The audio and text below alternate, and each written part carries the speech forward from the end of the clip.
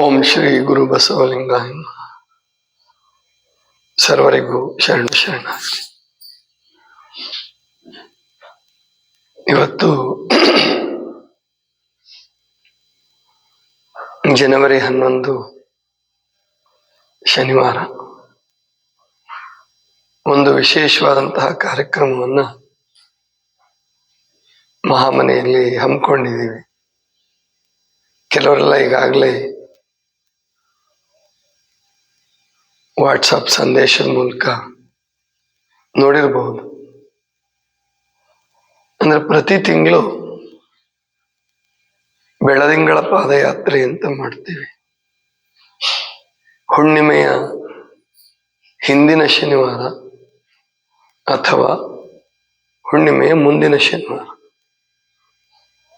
ಈಗ ಸೋಮವಾರದ ದಿವಸ 13ನೇ ತಾರೀಕು ಹುಣ್ಣಿಮೆ ಇರೋದ್ರಿಂದ ಇವತ್ತೇ ನಾವು ಪಾದಯಾತ್ರೆಯನ್ನು ಮಾಡ್ತೀವಿ. ಏನಿದರ ಉದ್ದೇಶ ನಿಮಗೆಲ್ಲ ಗೊತ್ತೇ ಇದೆ. ಬೆಳದಿಂಗಳು ಎಲ್ಲರಿಗೂ ಸಂತೋಷವನ್ನು ಕೊಡ್ತಕ್ಕಂಥ ಪ್ರಕೃತಿಯ ಒಂದು ಅದ್ಭುತ. ವಿಜ್ಞಾನದ ದೃಷ್ಟಿಯಲ್ಲಿ ಒಂದು ಉಪಗ್ರಹದ ಮೇಲೆ ನಕ್ಷತ್ರದ ಬೆಳಕು ಬಿದ್ದು, ಸೂರ್ಯನ ಬೆಳಕು ಬಿದ್ದು, ಅದು ಪ್ರತಿಫಲನಗೊಂಡು ಭೂಮಿಗೆ ಬರ್ತಕ್ಕಂಥದ್ದು. ಕವಿಗಳ ಪ್ರಕಾರ ಅದು ಪ್ರಕೃತಿಯ ಒಂದು ಅದ್ಭುತ. ವಿಜ್ಞಾನಿಗಳ ಪ್ರಕಾರ ಅದು ಸಹಜ ಕ್ರಿಯೆ. ಕವಿಗಳ ಪ್ರಕಾರ ಅದೊಂದು ಸೃಷ್ಟಿಯ ಅದ್ಭುತ. ಹೇಗೆ ಪ್ರತಿಫಲನ ಆಗುತ್ತೆ? ಚಂದ್ರನ ಮೇಲೇನು ಕನ್ನಡಿ ಇಲ್ಲ. ಚಂದ್ರನ ಮೇಲ್ಮೈ ಕನ್ನಡಿ ತರ ಅಲ್ಲ. ಆದರೂ ಅದು ಬೆಳಕು ಬಿದ್ದು, ಅಂದ್ರೆ ಸೂರ್ಯನ ಪ್ರಕಾಶ ಬಿದ್ದು ಅದು ಬೆಳಕಾಗಿ ಪರಿವರ್ತನೆ ಆಗಿ ನಮ್ಮ ತನಕ ಬರುತ್ತೆ. ಪೂರ್ಣಚಂದ್ರ, ಹುಣ್ಣಿಮೆ ಅದೆಲ್ಲ ಸಂತೋಷ ನೀಡ್ತಕ್ಕಂಥದ್ದು ಜನರಿಗೆ. ಇದಿಷ್ಟೇ ಆಗಲ್ಲ. ವೈದ್ಯ ವಿಜ್ಞಾನದ ಪ್ರಕಾರ ಆ ಬೆಳದಿಂಗಳು ಆರೋಗ್ಯಕ್ಕೆ ಕಾರಣೀಭೂತ ಆಗುತ್ತೆ. ರಾತ್ರಿ ವೇಳೆಯಲ್ಲಿ ಸಸ್ಯಗಳು ಬೆಳಿಲಿಕ್ಕೆ ಪ್ರೋತ್ಸಾಹ ನೀಡುತ್ತೆ ಅನ್ನುವಂಥದ್ದು ಕೂಡ.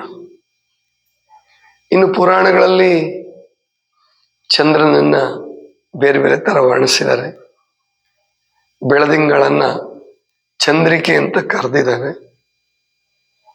ಮತ್ತೆ ಅದಕ್ಕೆ ದೇವತಾ ರೂಪವನ್ನು ಕೊಟ್ಟಿದ್ದಾರೆ. ಮತ್ತೆ ಅದಕ್ಕೆ ಬೇಕಾದಷ್ಟು ಕಥೆಗಳನ್ನು ಬರೆದಿದ್ದಾರೆ. ಅವು ನಂಬಲಿಕ್ಕೆ ಯೋಗ್ಯವ ಅದು ಗೊತ್ತಿಲ್ಲ. ಅವರು ನಿಮ್ಮ ವಿಚಾರ. ದೇವತೆಗಳು, ಪುರಾಣಗಳು ಅಂದ ಕೂಡಲೇ ಅದನ್ನು ನೀವು ನಂಬಬಹುದು, ಬಿಡ್ಬೋದು, ಅದು ನಿಮಗೆ ಬಿಟ್ಟದ್ದು. ಆದ್ರೆ ನಮ್ಮ ಗುರಿ ಏನಪ್ಪ? ಸುಮಾರು 2 ವರ್ಷಗಳಿಂದ ಇದು ನಿರಂತರವಾಗಿ ನಡ್ಕೊಂಡು ಬರ್ತಾ ಇದೆ.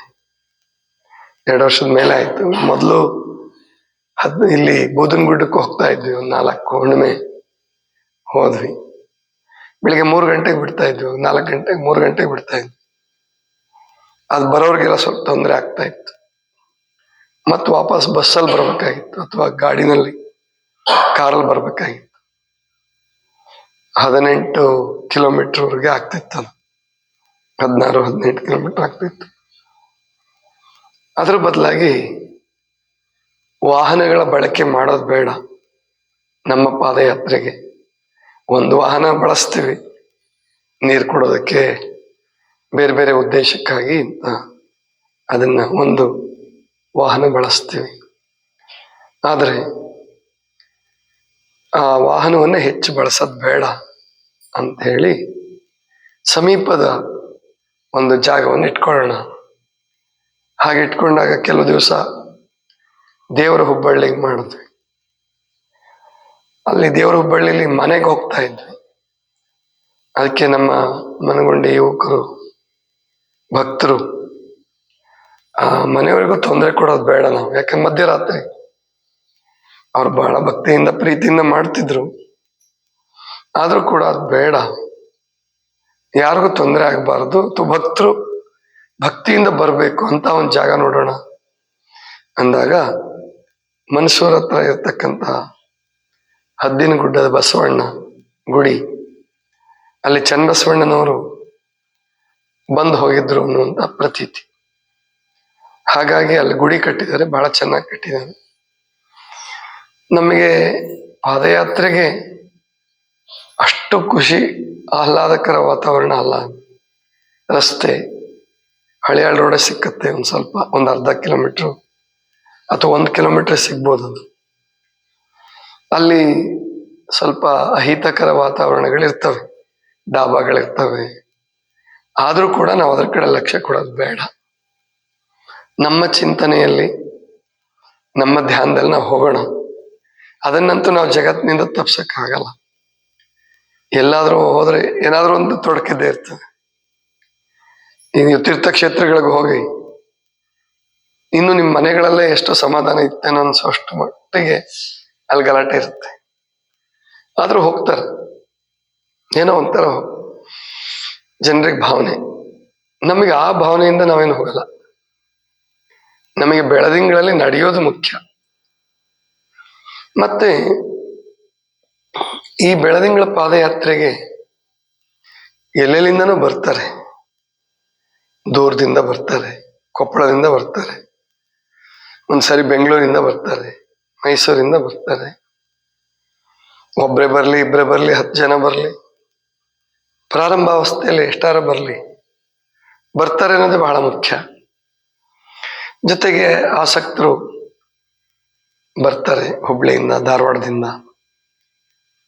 ಅವರಿಗೆ ಕೆಲವರಿಗೆ ಕಾಯಕ ಇರುತ್ತೆ, ಬೇರೆ ಬೇರೆ ಕಾರಣಕ್ಕೆ ಸತತವಾಗಿ ಬರಕ್ಕಾಗಲ್ಲ. ಅನುಕೂಲ ನೋಡ್ಕೊಂಡು ಬರ್ತಾರೆ. ಆದ್ರಿಂದ ನಾವು ಒಂದು ಏನ್ ಬೆಳೆಯುತ್ತೆ, ಸೌಹಾರ್ದತೆ ಬೆಳೆಯುತ್ತೆ. ಎಲ್ಲರೂ ಮಾತಾಡ್ತಾರೆ, ಹಂಗೆ ಮಾತಾಡ್ಕೊಂತ ಚರ್ಚೆ ಮಾಡ್ಕೊಂತ ದಾರಿಯುದ್ದಕ್ಕೂ. ಜೊತೆಗೆ ಪರಮಾತ್ಮನ ಒಂದು ನೆನಹು. ಏನಕ್ಕೆ ಜಾಗರಣೆ ಮಾಡಬೇಕು ಅಂತ ಪ್ರಶ್ನೆ ಬಂದಾಗ, physical stamina and mental stamina, ದೈಹಿಕ ಶಕ್ತಿ ಮತ್ತು ಮಾನಸಿಕ ಶಕ್ತಿ ಎರಡು ಹೆಚ್ಚಾಗುತ್ತೆ. ನಾನೇ ಗಮನಿಸ್ತಾ ಇದ್ದೀನಿ, ಮೊದಲು ನಾವು ಪಾದಯಾತ್ರೆ ಮಾಡುವಾಗ ಸ್ವಲ್ಪ ಕಷ್ಟ ಆಗ್ತಾ ಇತ್ತು. ವಾಪಸ್ ಬರುವಾಗ, ಮರಳಿ ಬರುವಾಗ ನಿದ್ರೆ ಬಂದಂಗೆ ಆಗ್ತಾ ಇತ್ತು. ಇವಾಗ ಹಂಗಾಗಲ್ಲ, ಇವಾಗ ತೊಂದರೆ ಆಗೋದೇ ಇಲ್ಲ. ಬಂದು ಸ್ವಲ್ಪ ವಿಶ್ರಾಂತಿ ಮಾಡ್ತೀವಲ್ಲ, ದಣಿದಿರುತ್ತಲ್ಲ, ಸುಮಾರು 17 ಕಿಲೋಮೀಟರ್ ಆಗುತ್ತೆ. 8.5 ಕಿಲೋಮೀಟರ್ ಹೋಗೋದು, 8.5 ಕಿಲೋಮೀಟರ್ ಬರೋದು. ಅದು ಏನು ಒಂದು ರೀತಿ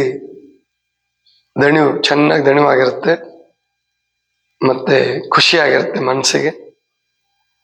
ಬಂದು ವಿಶ್ರಾಂತಿ ಮಾಡ್ತೀವಲ್ಲ, 2 ತಾಸಾಗ್ಲಿ 3 ತಾಸಾಗ್ಲಿ, ಕೆಲವರು 1 ತಾಸು ಮಾಡ್ತಾರೆ, ಎದ್ದು ಬಿಡ್ತಾರೆ. ಎದ್ದು ಸ್ನಾನ ಮಾಡ್ಕೊಂಡ್ಬಿಟ್ಟು ತಮ್ಮ ಕೆಲ್ಸಕ್ಕೆ ಹೊರಟೋಗ್ಬಿಡ್ತಾರೆ. ಸಮಯ ಇದ್ದವ್ರು ಸ್ವಲ್ಪ ವಿಶ್ರಾಂತಿ ಮಾಡ್ತಾರೆ. ಆದ್ರೆ ಏನೇ ವಿಶ್ರಾಂತಿ ಮಾಡ್ತಾರೆ ಅಂದ್ರೆ 3 ತಾಸಿಂದ ಮಾಡೋಕ್ಕಾಗಲ್ಲ. ಮತ್ತೆ ಸೂರ್ಯೋದಯ ಆಗ್ಬಿಡುತ್ತೆ, ಆವಾಗ ಮಲ್ಕೊಳಕ್ ಮನ್ಸಾಗಲ್ಲ. ಅದು ಒಂದು ಹೊಸತನವನ್ನ ಕೊಡುತ್ತೆ. ಈ ಅಮಾವಾಸ್ಯೆ ಹುಣ್ಣಿಮೆಯಲ್ಲಿ ಭಜನೆ ಮಾಡೋದು, ಗುಡಿಗಳಲ್ಲಿ ವಿಶೇಷ ಪೂಜೆ, ಈ ತರ ಎಲ್ಲ ಮಾಡೋ ಸಂಪ್ರದಾಯ ನಮ್ಮ ದೇಶದಲ್ಲಿ ಬೆಳ್ಕೊಂಡೇ ಬಂದಿದೆ. ಈಗಲೂ ಎಷ್ಟೋ ಕಡೆ ನಡೆಯುತ್ತೆ. ಮತ್ತು ಇವಾಗ ಪಾದಯಾತ್ರೆಗಳನ್ನು ಬಿಟ್ಟು ಶ್ರಮದ ಜೀವನ ಇಲ್ಲ, ಹಂಗಾಗಿ ಕಾಯಿಲೆಗಳು ಜಾಸ್ತಿ ಆಗ್ತಿದ್ದಾವೆ. ಈ ನೆಪದಲ್ಲಿ ಬೆಳದಿಂಗಳ ಪಾದಯಾತ್ರೆ ನಾವು ಮಾಡಿದಾಗ ಶಾರೀರಿಕವಾಗಿ ಗಟ್ಟಿ ಆಗ್ತಾನೆ ಮನುಷ್ಯ, ಮಾನಸಿಕವಾಗಿ ಗಟ್ಟಿ ಆಗ್ತಾನೆ. ನೀವು ಏನನ್ನೇ ಸಾಧಿಸ್ಬೇಕಾದ್ರೂ ಕೂಡ ಆರೋಗ್ಯವನ್ನೇ ಸಾಧಿಸ್ರಿ, ಆಧ್ಯಾತ್ಮಿಕ ಸಾಧನೆಯನ್ನೇ ಮಾಡ್ರಿ, ಲೌಕಿಕವಾಗಿ ಪ್ರಗತಿಯನ್ನು ಹೊಂದಬೇಕಾದ್ರೂ ಕೂಡ ದೈಹಿಕ ಮತ್ತು ಮಾನಸಿಕ ಶಕ್ತಿನೇ ಮುಖ್ಯ ಅಲ್ವಾ? ಅದನ್ನು ಯಾವುದಾದ್ರೂ ರೂಪದಲ್ಲಿ ನಾವು ಪಡೆಯೋದು. ಅದಕ್ಕೆ ಇದೊಂದು ಪಾದಯಾತ್ರೆ, ಬೆಳದಿಂಗಳ ಪಾದಯಾತ್ರೆ. ಕೆಲವರು ಉಪವಾಸದಲ್ಲಿ ಇದ್ದವರು ಕೂಡ ಪಾದಯಾತ್ರೆಗೆ ಬರ್ತಾರೆ. ಅವತ್ತು ಅವರಿಗೆ ಬೇರೆ ವ್ಯವಸ್ಥೆ ಮಾಡ್ತೀವಿ. ನಿಮ್ಗೆ ಹಂಗೆ ಯಾರಾದರೂ ಆಸಕ್ತಿ ಇದ್ದರೆ 9:30ಗೇನು ತರಗತಿ ಇರುತ್ತಲ್ಲ, ಕ್ಲಾಸಲ್ಲಿ ಹೇಳಿ ಯಾರು ಬರ್ತೀರಾ ಅಂತ ಹೇಳಿ. ಅವ್ರಿಗೆ ಬೇರೆ ವ್ಯವಸ್ಥೆ, ನಿಮಗೆ ಆರೋಗ್ಯಕ್ಕೆ ತೊಂದರೆ ಆಗಲಾರ್ದಂಗೆ, ಮತ್ತು ಉಪವಾಸನೂ ಬಿಡಬೇಕಾಗಿಲ್ಲ. ನಿಮಗೆ ಹಣ್ಣು ತಿನ್ಕೊಂಡು ಪಾದಯಾತ್ರೆ ಮಾಡಬಹುದು. ಉಪವಾಸ ಬಿಡ್ಬೇಕು. ಕೆಲವ್ರು ಏನೂ ತಗೊಳ್ಳಲ್ಲ, ಮಾಮೂಲಿ ಏನು ರಾತ್ರಿ ನಾವು ಸೂಪ್ ಕೊಡ್ತೀವೋ ಅಷ್ಟರ ಮೇಲೆ ಪಾದಯಾತ್ರೆ ಮಾಡ್ತಾರೆ. ಸ್ಟ್ಯಾಮಿನಾ ಚೆನ್ನಾಗಿದ್ದವರು ಆ ಥರನೂ ಮಾಡ್ಬೋದು. ಅದ್ರ ಬಗ್ಗೆ ನಾವು ತರಗತಿಯಲ್ಲಿ ಚರ್ಚೆ ಮಾಡೋಣ. 9:30ಗೆ ಚರ್ಚೆ ಮಾಡೋಣ, 4:15ಗೆ ಚರ್ಚೆ ಮಾಡೋಣ. ಮಧ್ಯಾಹ್ನ 10 ಗಂಟೆಗೆ ಬಿಡೋದು. ಇಲ್ಲಿಂದ 10 ಗಂಟೆಗೆ ಬಿಡೋದು, 12 ಗಂಟೆಗೆ ಅಲ್ಲಿಗೆ ಹೋಗ್ತೀವಿ. 12-12:15 ಹೋಗ್ತೀವಿ. 1 ಗಂಟೆ ಅಲ್ಲಿ ಪ್ರಾರ್ಥನೆ, ಚಿಂತನ ಏನಾದರೂ ಮಾಡೋದು. ಮತ್ತು ಅಲ್ಲಿಂದ 2 ಗಂಟೆಗೆ, 1:45, 2 ಗಂಟೆಗೆ ಬಿಟ್ಟರೆ ನಾವು ಇಲ್ಲಿಗೆ 3:45, 4 ಗಂಟೆಗೆ ಬಂದ್ಬಿಡ್ತೀವಿ. ಬರುವಾಗ ಬೇಗ ಬಂದ್ಬಿಡ್ತಾರಲ್ಲ, ಯಾಕೆ ವಿಶ್ರಾಂತಿ ಮಾಡೋದಿರುತ್ತಲ್ಲ, ಖುಷಿ ಇರುತ್ತೆ, ಬೇಗ ಬೇಗ ಬಂದ್ಬಿಡ್ತಾರೆ. ಅದಕ್ಕೆ ಸಿದ್ಧರಾಗಿ, ಯಾರಾದರೂ ನಿಮ್ಮ ಸ್ನೇಹಿತರು, ಪರಿಚಿತಸ್ಥರು, ಭಕ್ತರು ಬರೋರಿದ್ರೆ ಅವ್ರಿಗೆ ತಿಳಿಸ್ರಿ. 6 ಗಂಟೆ, 6:15 ಗಂಟೆಗೆ ಬಂದರೆ ಇಲ್ಲಿಗೆ 7ರಿಂದ 8 ಪ್ರಾರ್ಥನೆ ಆಗುತ್ತೆ. ಆಮೇಲೆ ಪ್ರಸಾದ ಮಾಡಲಿ. ಸ್ವಲ್ಪ ಪ್ರಸಾದ ಆದಮೇಲೆ ವಿಶ್ರಾಂತಿ, 1-1:15 ಗಂಟೆ ವಿಶ್ರಾಂತಿ, ಅಥವಾ ಚರ್ಚೆ, ಮಾತುಕತೆ ಮಾಡಿ. ಅವಾಗ ಮಾತಾಡೋಕ್ಕೆ ತುಂಬ ಖುಷಿ ಜನರಿಗೆ. ರಾತ್ರಿ ಹೊತ್ತು ತುಂಬ ಖುಷಿ ಪಡ್ತೀರ ಮಾತಾಡೋಕ್ಕೆ.